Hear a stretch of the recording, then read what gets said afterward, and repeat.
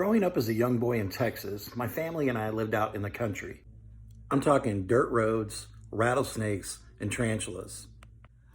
I saw large hawks try to swoop down and pick up and take away our cat. I saw rattlesnakes and my dad would come and approach it with a shovel and cut its head off. So many things that happened there and memories that last to this day, obviously. And every day an adventure awaited my friends and I. One of my fondest memories was this giant hill just outside of our front yard. And my friends and I would climb that almost every day, having all sorts of adventures, playing war, imagining all sorts of things. And I love that hill. It was our sledding hill. Our adventure hill is where I took most of my childhood scars from. Now, flash forward 20 some odd years, my wife and I take a trip to Texas, and we decide while we're there, we're gonna go back to my childhood home in the country. And looking at that wonderful playland and the hill that holds so many fond memories for me, it did not hold the same measurement that it did to me when I was a kid.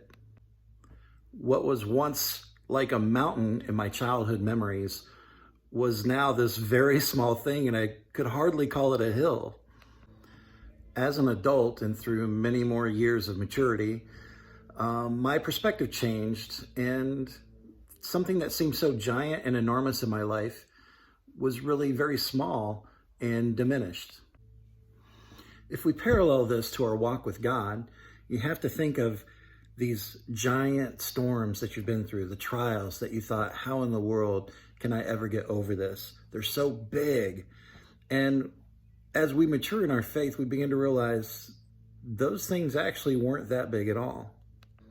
The closer we grow to God, the more we realize that our situation is really not near as extreme as we think it is. In our spiritual immaturity, we see a mountain. And through our spiritual maturity, we see a bump, a small roadblock. We recognize that God is bigger than any obstacle that's set in our way. Greater is He that's in us than he that's in the world. In our weakness, He's made strong. All things are possible through Christ. So, whatever mountain you are currently facing, remember, it's not a mountain to God. It's hardly a pebble under His foot. Let's let go and let God. Be blessed. Have a great week.